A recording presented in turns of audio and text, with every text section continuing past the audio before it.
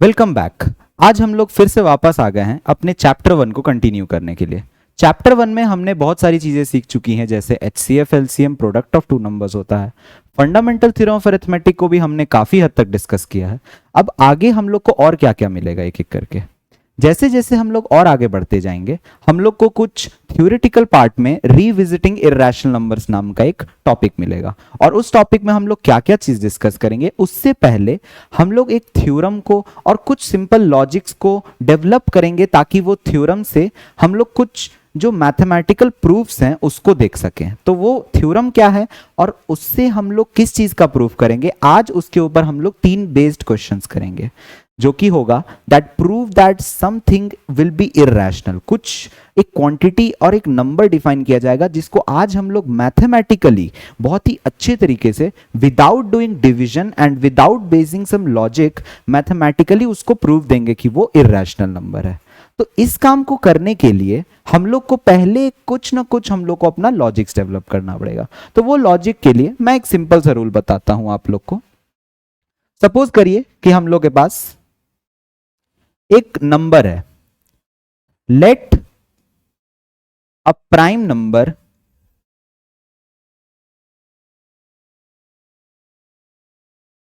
B 2 such that 2 divides 8 square.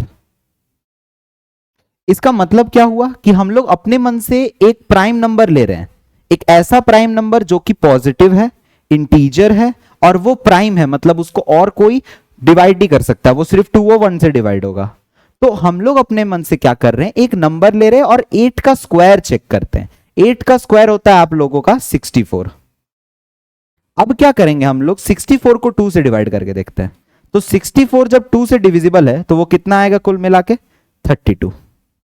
इसका मतलब जो भी ये नंबर है उसका स्क्वायर 2 से डिवाइड हो जा रहा है, जो भी ये नंबर है उसका स्क्वायर 2 से डिवाइड हो जा रहा है। अब ध्यान देना, क्या ये नंबर खुद, मतलब जिस नंबर का हमने स्क्वायर लिया है, हमने 8 का स्क्वायर लिया है, क्या ये नंबर खुद 8 क्या 2 से डिविजिबल है? 8 भी 2 से डिवाइड होके 4 दे रहा है। तो कुल मिला के एक पैटर्न दिखा हम लोग को कि कोई भी नंबर का स्क्वायर अगर 2 से डिविजिबल है तो वो नंबर भी खुद 2 से डिविजिबल है। क्या ये सारे नंबर्स के लिए फिक्स बैठेगा? अगर मैं कंपोजिट्स के लिए चेक करूं तो कंपोजिट्स के लिए ये नंबर नहीं बैठेगा, मतलब कंपोजिट्स में हो सकता है कि ये चीज डिफरेंट बैठे, और किसी और नंबर के लिए हो सकता है कि और भी डिफरेंट बैठे। काफी डिफरेंट डिफरेंट आइडियाज में डिफरेंट डिफरेंट नंबर के साथ ये वैल्यू हो सकता है डिवाइड हो भी, हो सकता है डिवाइड ना भी हो। तो अब अगर हम लोग इसको चेक कर रहे हैं तो और कोई एग्जांपल लेते हैं। सपोज और एक एग्जांपल लेते हैं हम लोग कि 9 का स्क्वायर, और इसको हम लोग डिवाइड करेंगे 3 से। अब 9 का स्क्वायर कितना होता है 81, और 81 जब डिवाइड होगा 3 से तो आप लोग को मिल जाएगा 27। तो क्या 9 भी डिविजिबल है 3 से? परफेक्टली डिविजिबल है सर। 9 भी डिविजिबल है 3 से, उसका स्क्वायर भी डिविजिबल है 3 से। तो अगर हम एक चीज डेवलप करना चाहें कि 9 डिविजिबल है 3 से, 9 का स्क्वायर भी डिविजिबल है 3 से, 9 का क्यूब भी डिविजिबल होगा 3 से, 9 की जितनी भी हायर पावर्स होंगी वो सब डिविजिबल होंगी 3 से। तो अगर मैं कहूं कि मेरे पास एक प्राइम नंबर है,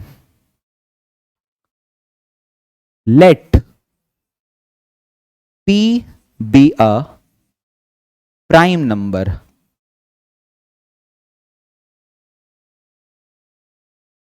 such that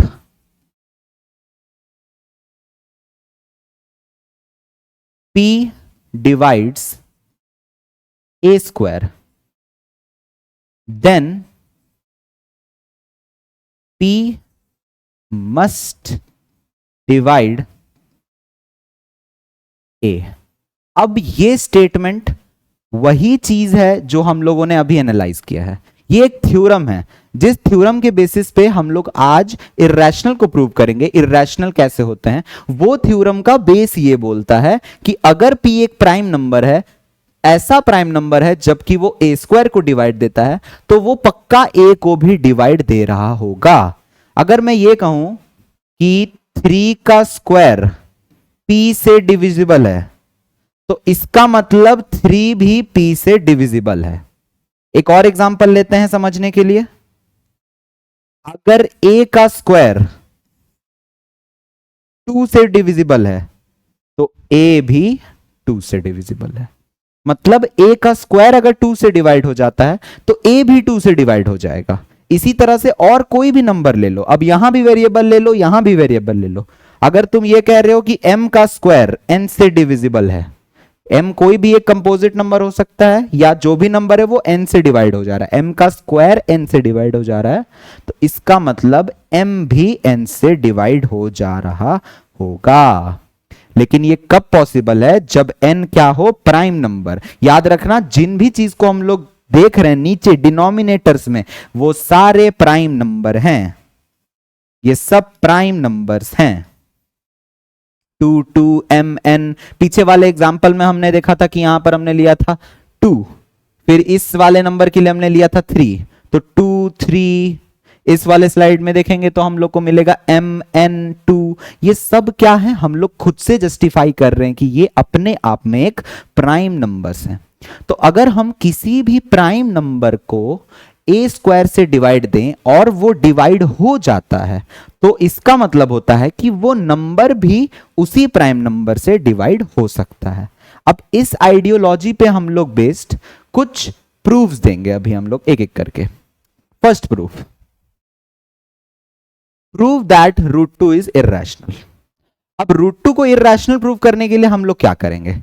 √2 को इर्रेशनल हम लोग जानते हैं कि √2 की जो वैल्यू होती है, क्लास 8 में हमने पढ़ा होगा कि √2 का वैल्यू हम लोग कैसे निकालते हैं? यूजिंग लॉन्ग डिवीजन मेथड, जिसमें हम लोग क्या करते हैं, यहां पर 1 डालते हैं क्योंकि 1 का स्क्वायर 2 से छोटा होता है, फिर इसको यहां पर ऐड करते हैं, 2 डालते हैं, पॉइंट डाल के 00, और फिर ये प्रोसीजर कैरी आउट होते जाता है। ये सब चीज आप लोग क्लास 8 में कर चुके हैं, जिससे हम लोग क्या बोलते थे कि √2 का वैल्यू कुछ 1.414 dot dot dot something something आता है, ये आते जाता है, ये कभी खत्म नहीं होता। इसका मतलब ये एक नॉन टर्मिनेटिंग है और ये एक नॉन रिकरिंग है, तो इसलिए हम क्या बोलते हैं कि ये क्वांटिटी क्या है? इर्रेशनल है। बट आज इसको इस तरीके से हम प्रूव नहीं करेंगे, आज हम लोग इसको एक डिफरेंट तरीके से प्रूव करेंगे। और वो डिफरेंट तरीका क्या होगा? जिस थ्योरम अभी हम लोगों ने पढ़ा है कि P divides a square then P must divide a, वही थ्योरम का यूज करके हम लोग देखेंगे कि P या कोई भी एक प्राइम नंबर कैसे किसी दो नंबर का कॉमन फैक्टर बन जाएगा। तो इसके लिए आप लोग ध्यान से सुनिएगा कि कैसे ये काम होगा। सपोज करते हैं इसी का एक कॉन्ट्राडिक्शन लेते हैं कि लेट √2 बी रैशनल। हम लोग खुद से ये बात मान लेते हैं कि √2 रैशनल है, हम लोग अपने से ये बात मान रहे, एक अजम्पशन है हमारे अंदर, एक अजम्पशन है कि √2 को मान लिया जाए कि ये रैशनल है। अब अगर कोई भी एक क्वांटिटी रैशनल है तो हम लोग ये बचपन से जानते हैं कि हम लोग उसको एक्सप्रेस कर सकते हैं in the form of a/b where b should not be equals to 0 and a and b are co-primes। a and b are co-primes का अर्थ क्या होता है? co-primes यहां बहुत जरूरी है समझना आप लोगों को कि a और b co-primes बोलने का मतलब क्या है। a और b co-primes इसलिए लिखा जाता है, जैसे अगर मैं 5 और 7 कहूं तो 5 और 7 में आप लोग को कौन सा एक नंबर है जो दोनों को डिवाइड दे सकता है? आप लोगों के मन में पक्का ख्याल आएगा कि 5 और 7 को डिवाइड देने वाला कॉमन नंबर कौन सा है? सिर्फ और सिर्फ 1 है। तो जैसे ही हम लोग इसका कॉमन फैक्टर देखेंगे तो वो 1 आएगा और कोई है नहीं इसका कॉमन फैक्टर। उसी तरह 7 और 13 ये सब क्या है? को प्राइम्स है, मतलब इन दोनों का कॉमन फैक्टर में और कोई फैक्टर नहीं है, बस एक सिर्फ 1 है अवेलेबल है। तो अब अगर यहां पर हम लोग अज्यूम कर रहे हैं कि √2 a/b है, अगर √2 a/b है जहां पर a और b को प्राइम्स है, a और b को प्राइम्स होने का मतलब इनको कोई भी नंबर, मतलब a को भी और b को भी कोई भी नंबर डिवाइड नहीं दे सकता है 1 के अलावा। याद रखना, ऐसा हम लोग मान रहे हैं, अज्यूम कर रहे हैं कि ए और बी को कोई भी नंबर 1 के अलावा डिवाइड नहीं दे सकता। ये हमारा अजम्पशन है अभी। अब हम इस अजम्पशन को गलत प्रूव करेंगे, अभी एक एक करके स्टेप करके। अब आगे बढ़ते हैं।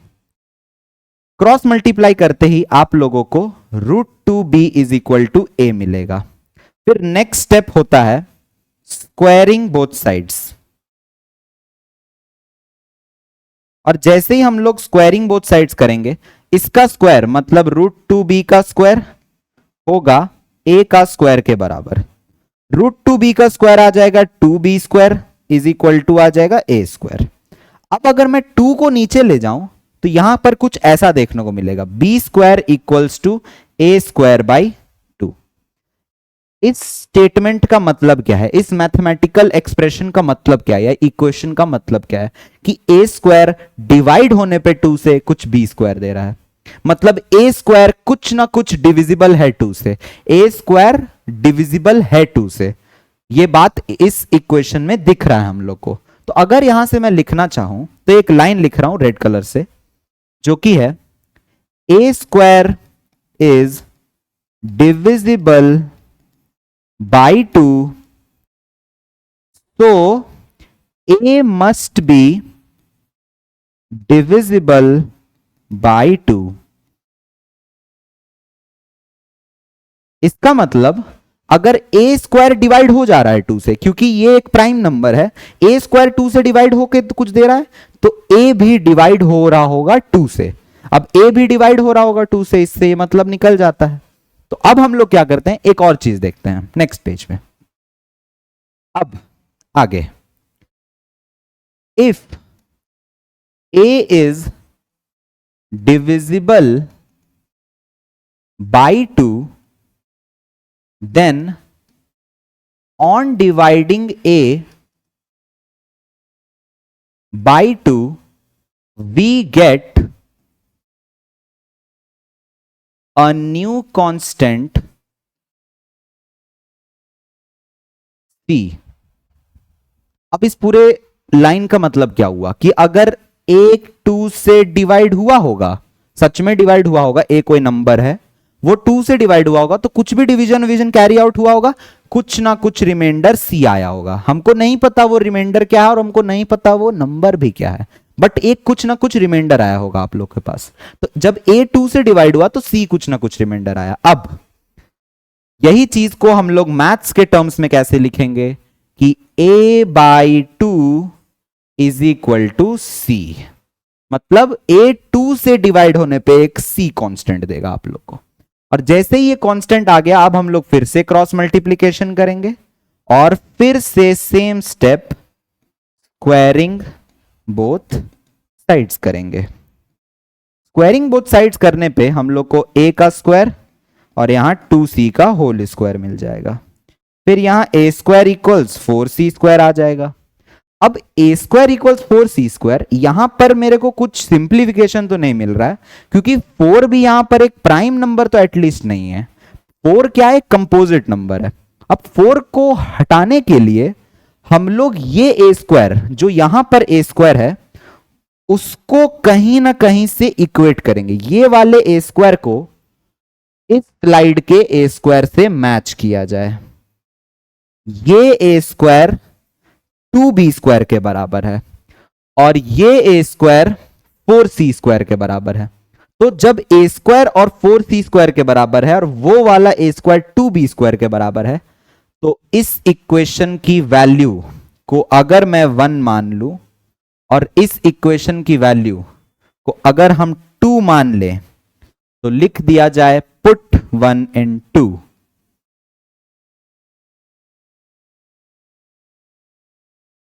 और आप लोगों को क्या मिल जाएगा अपने आप, a स्क्वायर की जगह क्या डालना है हम लोग को, ध्यान से देख लीजिएगा, a स्क्वायर की जगह 2b स्क्वायर डालना है। तो यहां पर जो a स्क्वायर है उसके जगह हम लोग क्या डालेंगे, 2b स्क्वायर, और उधर राइट हैंड साइड में 4c स्क्वायर है। 2 से यहां 2 कट जाएगा, b square equals 2c square. 2 को नीचे लाते ही b square by 2 equals c square. अब ये पूरा इसी टाइप का चीज फिर से बन गया। जो यहां लिखा हुआ था A square is divisible by 2, so A must be divisible by 2। Same statement के लिए यहां पर भी हम लोग लिख सकते हैं कि B square is divisible by 2, तो B must be divisible by 2। अगर बी स्क्वायर डिविजिबल है 2 से, इसका मतलब बी भी डिविजिबल है, बी खुद में भी डिविजिबल होगा 2 से। अब सुनिएगा, ए भी 2 से डिवाइड हो रहा है, बी भी 2 से डिवाइड हो रहा है, इसका मतलब ए और बी दोनों का कॉमन फैक्टर कौन है? 2। मैं हाईएस्ट कॉमन फैक्टर की बात नहीं कर रहा, बस एक कॉमन फैक्टर की बात कर रहा हूं कि ए और बी को एटलीस्ट कौन डिवाइड दे सकता है? 2 डिवाइड दे सकता है। तो अगर मैं ये बात समझूं कि हमारा अजम्पशन तो ये बोला था कि ए और बी को प्राइम्स है, मतलब ए और बी को और कोई डिवाइड नहीं देना चाहिए, बट हम लोग खुद इस रिजल्ट पे पहुंचे हैं कि ए भी डिविजिबल है 2 से और साथ ही साथ बी भी डिविजिबल है 2 से। तो हमारा जो अजम्पशन है कि ए और बी को प्राइम्स है, वही क्या अजम्पशन है? गलत है। यहां पर हम लोग पहुंच गए एक कॉन्ट्राडिक्शन पे। Now 2 divides both A and B. So 2 is a common factor. But according to our assumption,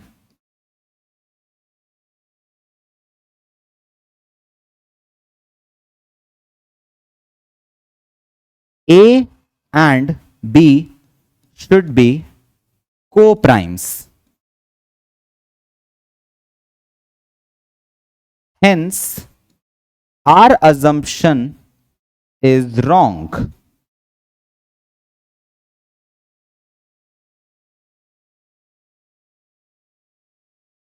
So, root 2 is irrational. इसका मतलब क्या हुआ कि 2 दोनों को डिवाइड दे रहा है, ए को भी डिवाइड दे रहा है और बी को भी डिवाइड दे रहा है। अगर 2 ए को भी डिवाइड दे सकता है और बी को भी डिवाइड दे सकता है, मतलब वो दोनों का कॉमन फैक्टर है। और अगर वो दोनों का कॉमन फैक्टर है, इसका मतलब वो को प्राइम्स तो नहीं है। उन लोग दोनों को डिवाइड करने के लिए एटलीस्ट 2 प्रेजेंट है। इसका मतलब हम लोग का अजम्पशन जो हम लोगों ने लिया था कि ए और बी को प्राइम्स होंगे, वो गलत अजम्पशन है। Our assumption is wrong, hence root 2 is irrational. हमने माना क्या था कि वो रैशनल है, बट निकला क्या? वो हमारे पूरे मेथोडोलॉजी से एक इर्रेशनल क्वांटिटी निकला। ये पूरा प्रोसीजर है कि हम लोग को एक ए स्क्वायर बाई 2 और बी स्क्वायर बाई 2 लाना चाहिए, और फिर उससे हम लोग ये अपना अजम्पशन गलत कर देते हैं। आप लोगों की जानकारी के लिए एक एक्स्ट्रा नॉलेज की बात बता देता हूं। इस मेथड को हम लोग और एक नाम से जानते हैं, method of contradiction. This is also known as method of contradiction. Contradiction का मेथड का मतलब क्या होता है कि हम लोग ने जो भी अजम्पशन किए, जो भी हम लोगों ने सोचा समझा और अज्यूम किया, वो सारे अजम्पशन फॉल्स निकले। सारे अजम्पशन का एक ही रिजल्ट निकल रहा है कि वो सारे अजम्पशन हम लोगों ने जो जो चीज अज्यूम किए थे, सारे के सारे कॉन्ट्राडिक्ट हो गए, गलत हो गए। हमारा अजम्पशन से बिल्कुल उल्टा रिजल्ट आया है। तो इस तरीके से अगर हम किसी को प्रूव करते हैं तो उस प्रूव को बोलते हैं मेथड ऑफ कॉन्ट्राडिक्शन। अब इसी के साथ और एक सवाल देखते हैं हम लोग। Prove that root 3 is irrational. एक और सवाल है हम लोग के पास, prove that root 3 is irrational. अब रूट 3 को एक इर्रेशनल क्वांटिटी प्रूव करने के लिए हम लोग क्या क्या चीज का यूज करेंगे? इर्रेशनल क्वांटिटी होने के लिए हम लोग जैसे रूट 2 को रैशनल इर्रेशनल प्रूव किए हैं, तो उसी तरह से रूट 3 को भी इर्रेशनल प्रूव करेंगे। और रूट 3 को इर्रेशनल प्रूव करने के लिए सबसे पहले हम लोग वही स्टेप करेंगे, let us assume that root 3 is rational. पहले हम लोग अज्यूम करते हैं कि √3 एक रैशनल क्वांटिटी है। नाउ लेट √3 इक्वल्स a/b, जहां पर b का वैल्यू 0 कभी नहीं होना चाहिए, डिनोमिनेटर कभी 0 नहीं होता है, और and a and b should be को प्राइम्स। ये हमारा अजम्पशन है कि ये को प्राइम्स हम लोग को लेना है। अच्छा, किसी के मन में आ रहा होगा कि सर को प्राइम्स को ही क्यों चूज किया आप, और किसी को चूज क्यों नहीं किया? मतलब बहुत दुनिया में नंबर्स है, ट्विन प्राइम्स है, को प्राइम्स है, फैक्टर्स है, बहुत सारे नंबर्स है, तो इतने सारे नंबर्स में से आप सिर्फ को प्राइम्स को क्यों चूज किए? क्योंकि देखो, कोई भी रैशनल नंबर होता है उसका एक सिंपलेस्ट फॉर्म होता है। सिंपलेस्ट फॉर्म का मतलब और वो कट छट नहीं सकता है। तो जो सिंपलेस्ट फॉर्म वाले नंबर आते हैं ना, उनका और कोई प्राइम फैक्टर नहीं होता है 1 के अलावा। 1 ही अब उन लोग दोनों को काट सकता है। जैसे अगर मैं बोलूंगा 9/13 है, अब इनको कौन काटेगा? 9/13 तो कटने वाले नहीं है। 9 को सिर्फ 1 ही काट सकता है, 13 को भी केवल 1 ही काट सकता है। काट के भी देखोगे तो 1 9 ज़ा 9, 1 13 ज़ा 13, तो कुल मिला के आपका आंसर 9/13 आ रहा होगा। तो और कोई नंबर जब नहीं मिलता है हम लोग को, तो इस तरह की चीज बोलते हैं कि ये अजम्पशन ही है कि ये सिंपलेस्ट फॉर्म में ऐसा कुछ आ रहा होगा जहां ए और बी को प्राइम्स है। अब आगे बढ़ते हैं। Next step number 2, √3b is equal to a, cross multiplication कर दिया, इसको यहां मल्टीप्लाई कर दिया। Next step, squaring both sides. अब हम लोग क्या करेंगे? स्क्वायरिंग कर देंगे दोनों साइड्स। तो स्क्वायरिंग करने पे क्या आ जाएगा? √3b का whole square is equal to a का होल स्क्वायर। यह आ जाएगा आप लोग के पास 3b² इक्वल्स टू a²। अब यहां से 3 को नीचे ले जाओ। क्यों? आप लोग सोचते होगे सर 3 को ही क्यों नहीं ले जाना? जो रैशनल क्वांटिटी में ना, वो हमेशा एक प्राइम नंबर होता है। ये एक प्राइम नंबर है, तो ये अगर नीचे जाएगा तो कुछ ऐसा दिखेगा, b² equal to a² by 3। फिर से वो वाला थ्योरी आ गया यहां पर यूज कि a² is divisible by 3, so a must be divisible by 3। मतलब अगर a² डिवाइड हो जा रहा है 3 से, तो a भी डिवाइड हो जा रहा होगा। एक तरह से बोल सकते हैं कि a² 3 से डिवाइड हो जा रहा है, मतलब a भी 3 से डिवाइड हो जा रहा है। अपना वो पुराना थ्योरम काम आ रहा है यहां पर। a² डिविजिबल है 3 से, a भी डिविजिबल है 3 से। अब नेक्स्ट स्टेटमेंट में चलते हैं। नेक्स्ट स्टेटमेंट हम लोग क्या लिखते थे यहां पर? इफ अगर a 3 से डिवाइड हो रहा होगा, मतलब a को सच में 3 डिवाइड कर रहा है, if a is divisible by 3, then we get a new constant c। हम लोग को एक नया कांस्टेंट c आ जाता है। मतलब जैसे ही हम लोग ने a को डिवाइड दिया 3 से, एक नया कांस्टेंट c आ गया। जैसे ही हम लोग ने a को 3 से डिवाइड दिया, एक नया कांस्टेंट c आ गया। अब फिर से क्या करते हैं? Cross multiplication. तो a is equals to 3c आ जाता है। और फिर स्क्वायरिंग बोथ साइड्स। हम लोग हमेशा क्या करते हैं? स्क्वायरिंग बोथ साइड्स करते हैं। जैसे ही ऐसा ही क्वेश्चंस बनते हैं, तो a का square should be equals to 3c का होल स्क्वायर। यहां बन जाएगा a² इक्वल्स 9c²। अब a² इक्वल्स 9c² में हम लोग आगे कैसे प्रोसीड करेंगे? a² इक्वल्स टू 9c² में a², और यहां 9 एक प्राइम नंबर तो नहीं है, 9 को और रिड्यूस करना पड़ेगा। तो रिड्यूस करने के लिए हम लोग a² का वैल्यू प्रीवियस इक्वेशन से लाते हैं। यहां से जो a² यहां पर आया है 3b², वो a² को हम लोग पिछले बार भी यहां पुट किए थे। याद करो, जब हम लोग √2 को इरेशनल प्रूव कर रहे थे, तो हम लोगों ने इस इक्वेशन का यूज इस वाले इक्वेशन में किया था। यहां पर हमने लिखा था पुट 1 in 2, मतलब a² की जगह हमने क्या रखा है? 2b²। तो सिमिलरली हम लोग आगे वाले इक्वेशन में ये जो a² इक्वल टू 3b² आ रहा है, इसका यूज हम लोग आगे वाले इक्वेशंस में करेंगे। तो इसको हम लोग मान लेते हैं इक्वेशन नंबर 1 और अगले वाले को मान लेते हैं इक्वेशन नंबर 2, और वो 1 को 2 में डालना है। तो क्या लिखेंगे यहां पर, पुट 1 इन 2। ए स्क्वायर की जगह क्या डालेंगे, 3b स्क्वायर। तो 3b स्क्वायर इक्वल्स टू आ जाएगा 9c स्क्वायर। याद रखना ए स्क्वायर की जगह क्या डाले हैं, 3b स्क्वायर। कहां से ले रहे हैं, यहां से। ए स्क्वायर 3b स्क्वायर के बराबर है। ए स्क्वायर 3b स्क्वायर हो गया। अब कैंसल आउट होते ही बी स्क्वायर इक्वल टू क्या आ गया, 3c स्क्वायर। जो प्राइम नंबर है उसको नीचे ले आओ, तो बी स्क्वायर बाई 3 क्या हो गया, c स्क्वायर हो गया।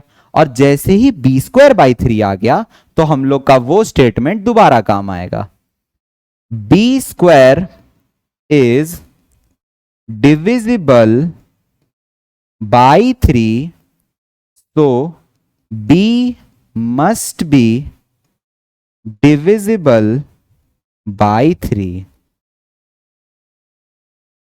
इसका मतलब b स्क्वायर 3 से डिविजिबल है तो b भी 3 से डिविजिबल होगा, जैसे हम लोग जानते हैं हमेशा, क्योंकि ये एक प्राइम नंबर है और प्राइम नंबर किसी के स्क्वायर को डिवाइड दे रहा है तो प्राइम नंबर उस और इंडिविजुअल नंबर को भी डिवाइड दे रहा होगा। अब आगे बढ़ते हैं, ध्यान से देखो, b 3 से डिविजिबल है, a 3 से डिविजिबल है, बट हम लोगों का अजम्पशन क्या था कि a और b क्या है, को प्राइम्स है। तो हम लोग फिर वहीं पहुंच गए कि a और b को प्राइम्स थे, बट ऐसा एक नंबर 3 जनरेट हो गया जो इन दोनों को एटलीस्ट डिवाइड दे रहा है। इसका मतलब कि 3 is a common factor of both A and B, but according to our assumption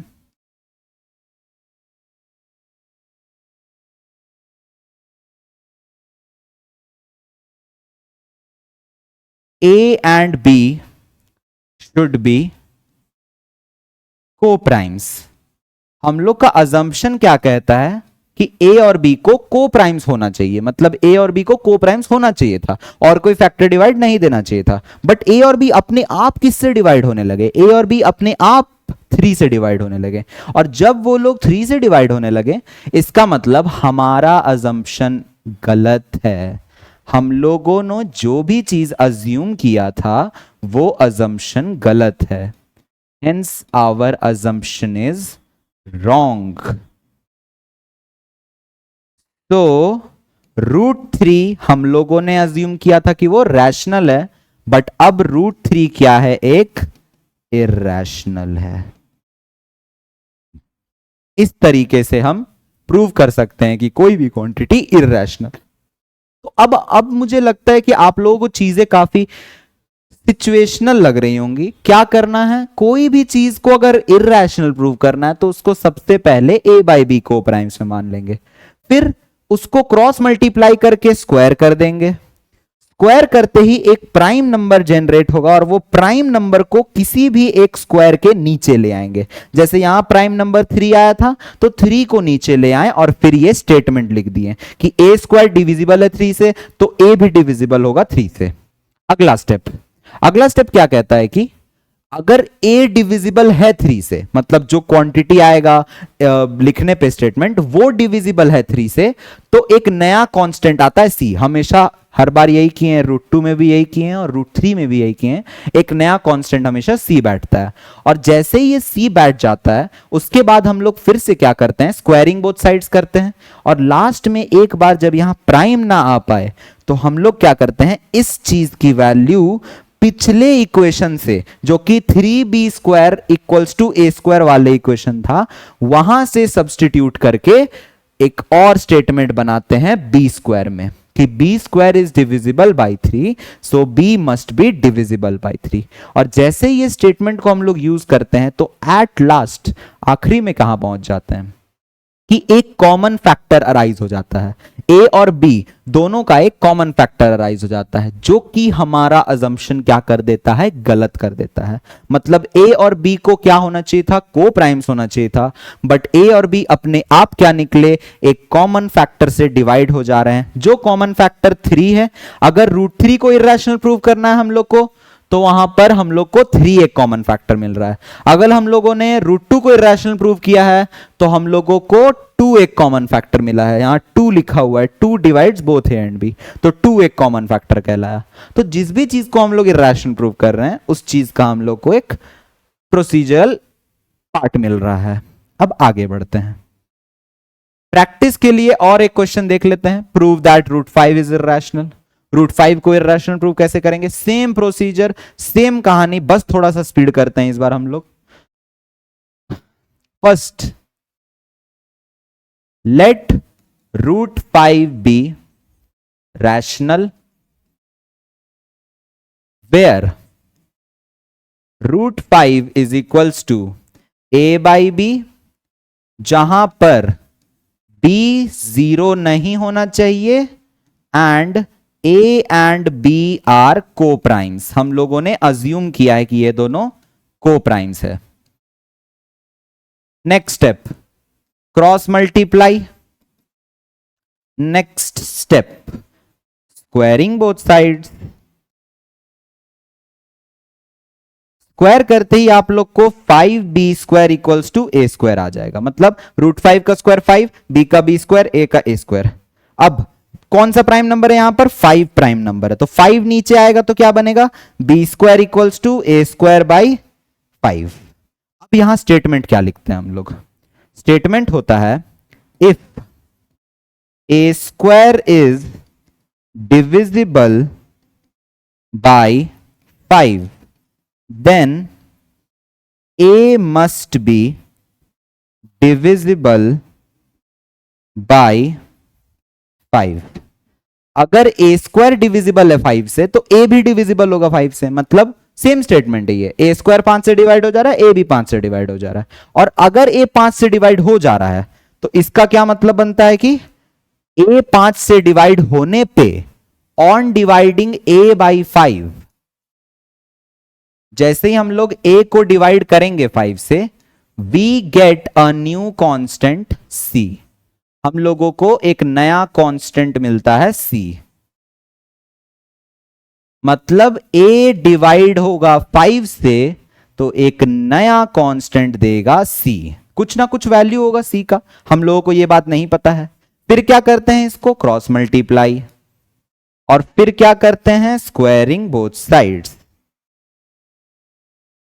तो ऑन स्क्वायरिंग हम लोग क्या मिलेगा, a² इक्वल्स टू इसका स्क्वायर हो जाएगा 25c²। मतलब a का स्क्वायर a², 5c का स्क्वायर 25c²।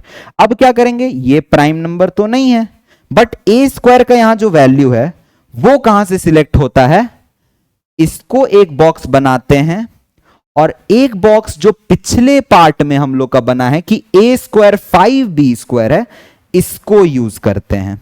हमेशा याद रखना, जो स्क्वायर में आता है वो हमेशा 5 टाइम्स, 3 टाइम्स, 2 टाइम्स, जितना भी टाइम्स का इरेशनल होता है ना, उसी के पार्ट में आता है। तो a² 5b² होगा, तो यहां 5b, इस इक्वेशन को इक्वेशन 1 लिखते हैं, और नेक्स्ट इक्वेशन को इक्वेशन 2, और फिर क्या लिखते हैं, पुट 1 इन 2। तो हम लोग क्या मिलता है, a² के जगह हम लोग क्या यूज करेंगे, 5b²। तो a² के जगह रख दो 5b², और यहां पर राइट हैंड साइड में 25c²। अब ये 5 से 5 बार में कट जाएगा, तो b² इक्वल्स टू आ जाएगा 5c²। और फिर यहां प्राइम नंबर कौन सा है, 5 है, तो 5 को नीचे लाते ही b² बाई 5 इक्वल्स c² आ जाएगा। अब b² बाई 5 इक्वल c² आने में क्या होगा, सेम स्टेटमेंट लिखने की कोशिश करते हैं। b² इज डिविजिबल बाई 5, तो b must be divisible by 5। B square 5 से डिविजिबल है तो बी भी 5 से डिविजिबल होना चाहिए। अब बी 5 से डिविजिबल है, ए 5 से डिविजिबल है, तो क्या ए और बी का कॉमन फैक्टर 5 आ गया? हमेशा की तरह ए और बी का कुछ ना कुछ कॉमन फैक्टर आता है और हमेशा हमारा अजम्पशन क्या होता है? गलत हो जाता है। तो हम क्या बोलेंगे? A and b have a common factor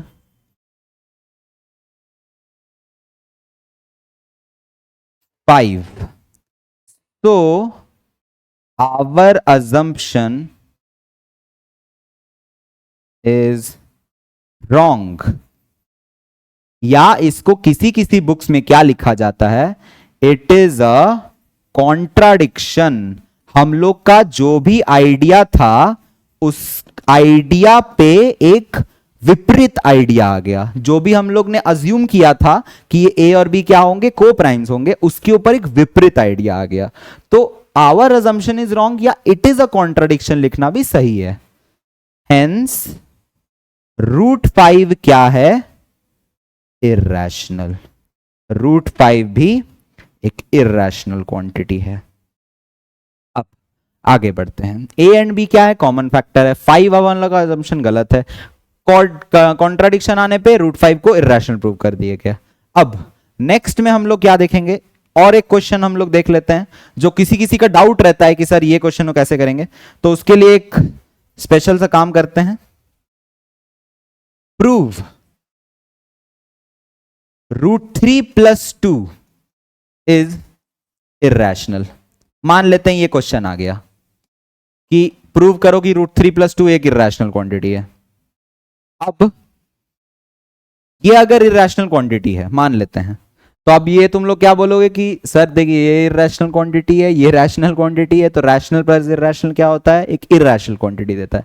but ये कहानी हम लोग क्लास 9 तक सही बोलते थे, अभी भी ये सही बात है, बट ये प्रूव करते टाइम हम लोग कैसे यूज करेंगे कि √3 + 2 इरेशनल है, हम लोग कैसे बोलेंगे इस चीज को? तो उसके लिए एक सिंपल सा मेथड बताते हैं। लेट हम लोग फिर से क्या मान लेते हैं कि √3 + 2 इज रैशनल। हम लोग मान लेते हैं कि ये रैशनल है, मतलब √3 + 2 भी a/b में कुछ आ रहा होगा, वेयर वही सेम चीज b0 = 0 and a and b are coprimes. A और बी को प्राइम्स है। अब बिना स्क्वायरिंग किए हम लोग इसको प्रूव कर सकते हैं। कैसे? ये +2 उधर जाते ही क्या हो जाएगा? -2, और फिर ये -2 के साथ हम लोग एक एलसीएम खेल लेते हैं। b का एलसीएम और 1 का एलसीएम b आ जाएगा। b के टेबल में b एक बार में, तो a यहां आ गया, 1b जा तो 2b यहां आ गया। अब ये जो क्वांटिटी आया है, ध्यान से सोचना ये क्या आया है मैथ्स में। अगर मैं कहूं कि ये कुछ ना कुछ तो रैशनल है, मतलब a - 2 भी कुछ भी एक नंबर आएगा, कुछ ना कुछ तो एक रैशनल नंबर आएगा ना, रूट में ही आए भले कोई दिक्कत नहीं है, बट वो रूट भी आएगा तो वो परफेक्ट स्क्वायर में आ जाएगा। ऐसा होगा कि ये रैशनल क्वांटिटी है, ये एक बहुत ही बढ़िया रैशनल क्वांटिटी आएगा। 2/3 टाइप का चीज है, 4/5 टाइप का चीज है, 7/9 टाइप का चीज है, कुछ भी है, बट ये एक रैशनल क्वांटिटी है। इसका मतलब RHS रैशनल है तो LHS भी रैशनल होना चाहिए। बट आप लोग जानते हैं कि √3 क्या है? एक रैशनल क्वांटिटी है या एक इररेशनल क्वांटिटी है? √3 असल में एक इररेशनल क्वांटिटी है।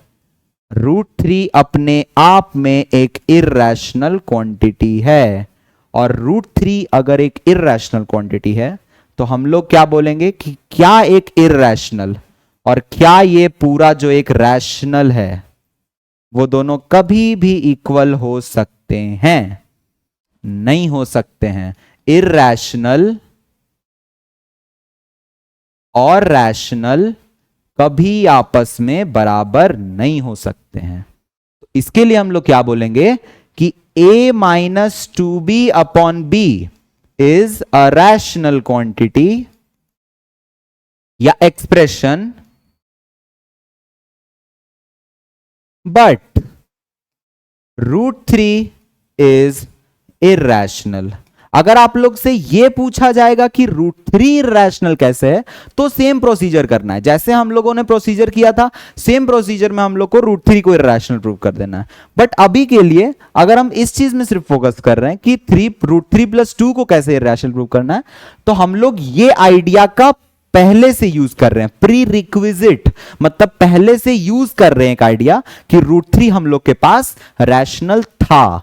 तो हम लोग बोल रहे हैं कि ये एक इर्रेशनल है या वो इर्रेशनल था।